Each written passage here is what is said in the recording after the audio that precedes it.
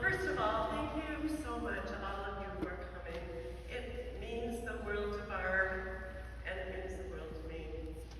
There's nothing more that Barb enjoyed than bringing people together from different aspects of her life, knowing that they were going to be able to meet each other, become friends, and become part of her family. This church is a little bigger than our backyard. We have some huge, tight backyard parties. 75 people in our backyard is a pretty hard thing to do. But this is kind of Barb's last backyard party.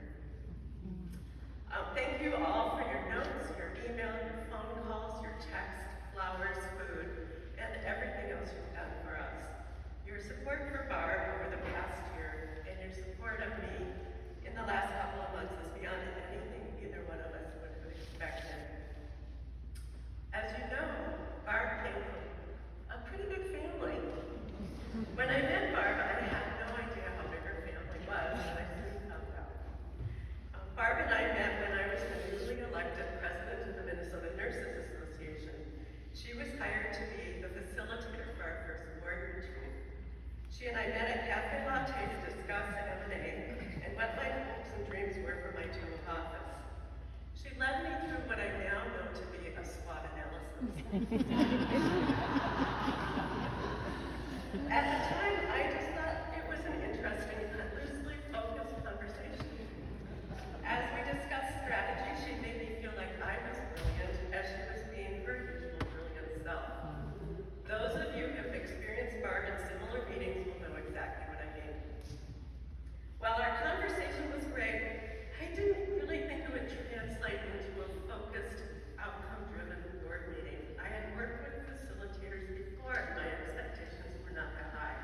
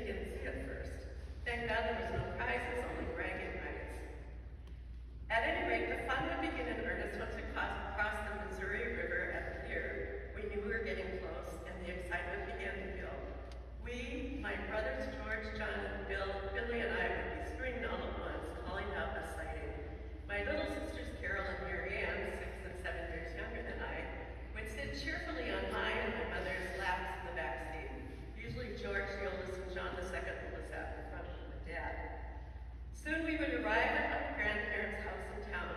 If we were lucky, we'd be able to run the 2 blocks down the street to visit the Wall Drugstore, one of the most famous tourist traps in the United States. There we would watch the singing cowboys sing behind the glass windows and watch the sheriff and other animated life-size character pull a gun on a black card. We would buy candy or an ice cream cone and feel content at last. Our pilgrimage was complete.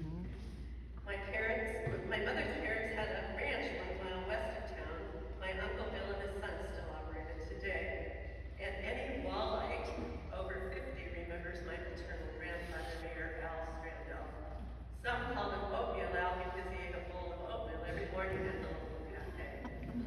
He was the mayor for 16 years and over 20 years wrote a popular column about old-timers and old times in Pennington County.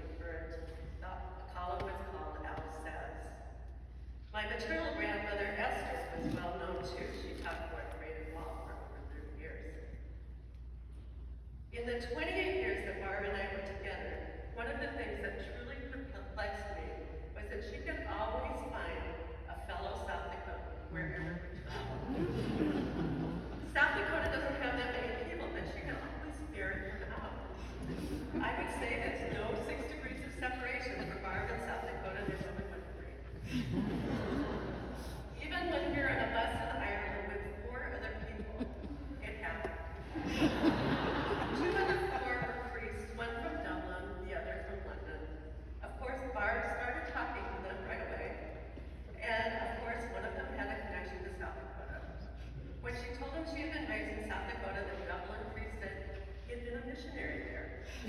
She asked him where. He said, West River and Cheyenne. Barb said, the Sioux Spiritual Center? He said, yes, I led retreats there. Barb then replied, my family gave the land for that spiritual center. And my grandparents were married at the chapel. At which point I gave up. Barb explains it this way. She wrote this in her book. I often feel an instant bond with other South Dakotans. There's something to be said for not having to educate them about the Dakota experience. Living in a sparsely populated state, spread over a large geography, knowing that there isn't really such a thing as a jackalope, and understand and loving both